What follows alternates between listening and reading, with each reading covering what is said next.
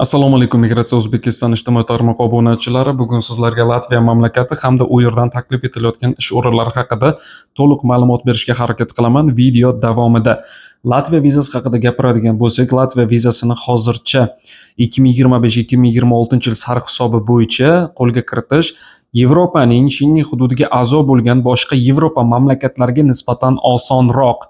Xo'p, bundan 2 yil, 1,5 yil oldin xuddi Polsha vizasini olish ham osonroq edi. Keyinchalik Polsha vizasini olish qiyinlashdi. Mana shu haqida ham sizga ma'lumot aytib o'taman. Aytib o'tadigan ma'lumotim endi bizga nima desam bo'ladi? Latviya mamlakatidan taklif etilayotgan kasb egalari hamda oylik maoshlari, yosh chegarasi, til talabi haqida, ketish xarajatlari hamda u yerdagi imkoniyatlar haqida oylik maoshlari bo'yicha sizga ma'lumotni o'qib eshittiraman hamda brutto va netto farqlarini tushuntirib beraman. Yevropaning Shengen hududiga a'zo bo'lgan mamlakatlar haqida ma'lumot berishga harakat qilaman. Birinchi o'rinda Latviyadan taklif etilayotgan vakansiyalar bu payvandchilik. Payvandchilik ya'ni qanday? O'zimizni oddiy ko'cha iborasida bu svarchilik. Oylik maosh 1200 yevrodan 1600 yevrogacha netto tariqasida to'lanadi. Yosh talabi 25 yoshdan 45 yoshgacha bo'lgan erkaklar. Xo'p, rus tilini bilish shart. Keyingi ish o'rni bu Latviyada xona tozalovchi ishlari. Oylik maosh 1400 yevro va 600 yevro atrofida nettoda to'lanadi. Erkak va ayollar 25 yoshdan 45 yoshgacha. Til talabi rus tili, latish, ingliz tili. Mana shu 3 xil tildan bittasini suhbat darajasida bilishingiz kerak bo'ladi. Latviya quruvchilarni ishga taklif etamiz. Ya'ni quruvchilik yo'nalishi bo'yicha oylik maosh 1350 yevrodan 1600 yevrogacha to'lanadi. Bu netto tariqasida. Yosh chegarasi 25 yoshdan 40 yoshgacha erkaklar rus tilini bilish shart. Yana Latviyada ish duradgorlik oylik maosh 1300 yevrodan boshlanadi, netto tariqasida to'lanadi, rus tilini bilish shart. Keyingi o'rin bu operatorlik 1200 yevrodan 2000 yevrogacha, yosh chegarasi 25 yoshdan 40 yosh, jins erkak, rus tilini bilish shart.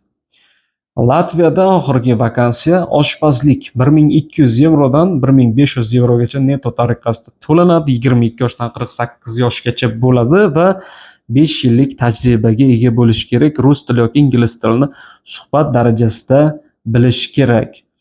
Xo'p, agarda sizga bundan ham ko'proq vakansiyalar kerak bo'ladigan bo'lsa, Finlandiya, Germaniya bo'ladimi, Shvetsiya, Shvetsariya bo'ladimi, Daniya, balki Niderlandiyaga bormoqchidirsiz. Uning uchun bizning Telegram kanalga obuna bo'lishingiz kerak bo'ladi. U yerda vakansiyalar juda ko'p. Agarda mana shu vakansiyalarga hujjat topshirmoqchi bo'lsangiz, kommentariyada plus belgisini yoki ism familiyangizni hozir qaysi mamlakatdasiz yozib qoldiring. Til talabini aytib o'tdim. Rus tili, ingliz tili. Agarda mana shu rus tilini bilmasangiz, bizda kurslar bor, rus tili bo'yicha bepul, bemalol qatnashib o'rganishingiz mumkin bo'ladi. Agarda oz-moz biladiganlar bo'lsa, bilimingizni yaxshigina mustahkamlab olishingiz mumkin. Ya'ni qaysidir chet tili kursiga borib 500-600 ming so'm to'lov qilmasdan biz orqali o'rganasiz. Agarda sizga yoqmasa, xarajat qilmagansiz, xarajatingizga kuyib qolmaysiz. Bu biz orqali sizga qilinayotgan taklif va yangilik. Keyingi o'rinda sizga payqagan bo'lsangiz, brutto va netto. Brutto, netto deb tushuntirdim. Ana endi sizga shu haqida ma'lumot beraman. Brutto deylik, men 3000 yevro bruttoda oylik maosh oldim. Men soliq to'lashim kerak. Bunda 20% soliq to'lasam, 3000 yevrodan 600 yevrosini qaytarib berishim kerak bo'ladi. O'zimga qoladigan 2400 yevro. Brutto deganda oylik maosh olasiz, ichidan solig'ini davlatga to'lashga majbursiz. Xo'p, deylik 2500 yevro oldim netto tariqasida. Men soliq to'lamayman, chunki men oyligimni olishdan oldin davlat o'sha oylik maoshdan men to'lashim kerak bo'lgan soliqni olib qolgan. Mana shu yevro bilan yevroda brutto va nettoning farqi. Xo'p, hozir sizga Migratsiya O'zbekiston rasmiy Telegram kanaliga qanday obuna bo'lishni ko'rsataman. Telefon orqali yozib olingan video ma'lumot. Xo'p, hozir plus Telegram, kimda Telegram bo'lsa, mana shu ilovaga kirib olish kerak. Mana shu ilovaga kirganingizdan so'ng bu yerda poisk tugmasini bosasiz, ya'ni o'zbekchada qidiruv va mana shu yerda katta harflar bilan migratsiya deb yoziladi va bu yerda pastki chiziq O'zbekiston.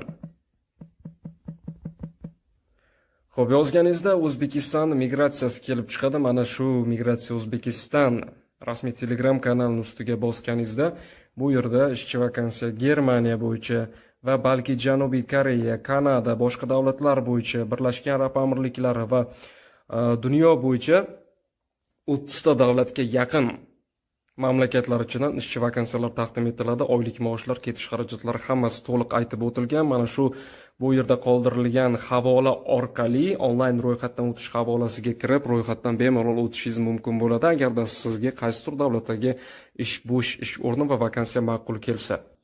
Xo'p, ana endi sizga Schengen hududni tushuntirib beraman. Yevropa Schengen hudud deganda ikki qismga bo'linadi. Birinchisi Schengen hududga a'zo bo'lgan mamlakat, ikkinchisi Schengen hududga a'zo bo'lmagan mamlakatlar.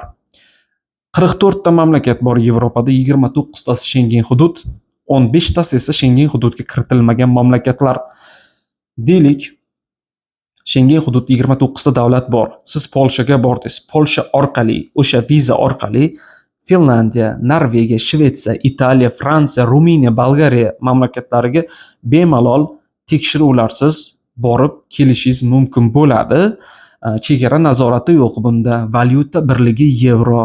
Yevro pul bo'yicha ham qiynalmaysiz, bemalol o'tib qaytishingiz mumkin. Xo'p, bularni nomma-nom sanab o'taman. Bular Germaniya, Fransiya, Italiya, Ispaniya, Portugaliya, Niderlandiya, Belgiya, Avstriya, Shvetsiya, Daniya, Finlandiya, Gretsiya, Polsha, Chexiya, Slovakiya, Sloveniya, Vengriya, Estoniya, Latviya, Litva, Lyuksemburg, Malta, Xorvatiya, Ruminiya, Bolgariya, Norvegiya, Shvetsariya, Islandiya, Liechtenstein. 29 ta mamlakat esingizda qolsin. Agarda yodingizda qolmasa, videoni takroran ko'ring yoki kommentariyada shu mamlakatlar kerak bo'ladigan bo'lsa, Schengen hudud deb yozib qoldirsangiz, kommentariyingizga mana shu davlatlarni nomini sizga tashlab qo'yaman. Albatta bu sizga kerak bo'ladi Yevropaga qiziquvchilar uchun. Ana endi Schengen hududiga a'zo bo'lmagan mamlakatlarni aytib o'taman va u yerga borsangiz nima bo'ladi? Buyuk Britaniyaga bordingiz, vizasini olib, chegara bor. Siz Schengen hududga a'zo bo'lmagan mamlakat Buyuk Britaniya. Deylik Germaniyaga o'tmoqchisiz, alohida viza tayyorlashingizga to'g'ri keladi. Pul birligi ham Germaniyada yevro, Buyuk Britaniyada esa funt sterling. Xo'p, Schengen hududiga a'zo bo'lmagan mamlakatlar bu Buyuk Britaniya, Irlandiya, Kipr, Ukraina, Belorussiya, Rossiya, Serbiya, Bosniya, Gersegovina, Chernogoriya, Albaniya, Shimoliy Makedoniya, Moldova, Kosovo va boshqalar. Ya'ni Turkiya ham Yevropa hududiga kiradi. Xo'p, buni ham farqini bilib oldingiz. Ana endi Latviya mamlakatiga hujjat topshirsangiz necha oyda chiqadi? Uzog'i bilan 6 oy, qisqa muddat 2 oyga chiqadi. Xo'p, keyingi aytmoqchi bo'lgan ma'lumotim qanaqa? Ketish xarajati qanday? Ketish uchun albatta siz migratsiya agentligi yoki xususiy bandlik agentligi, oxirida esa birorta tanishingiz orqali borishingiz mumkin yoki o'zingiz mustaqil ravishda. Xo'p, o'zlari tanish orqali mustaqil ravishda borganlardan eshitdim, deylik Latviyaga viza olib, to'g'ri Polshaga ishga ketishgan. $2,500 atrofida, ya'ni jo'natib bergan kishiga xarajatlari shunaqa bo'lgan, $2,500 atrofida tanishlari chaqirishgan, shunday qilib ketishgan, €2,500 ketgan. Latviyaga emas, Polshaga ketishganliklari uchun agarda to'g'ridan-to'g'ri Latviyaga bo'ladigan bo'lsa, €1,500 dan €2,000 yoki dollar orasida bo'lardi. Albatta avia chiptalari bor. Bu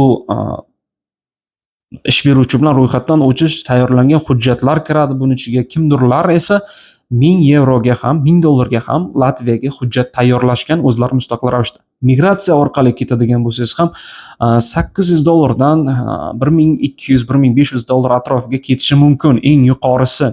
Ya'ni bunda avia chiptalar katta narxni egallaydi. Xususiy bandlik agentliklari orqali ketaman desangiz, albatta firma to'lovlari bo'ladi. Sizni ishga yuborishadi 2 oydan 6 oygacha.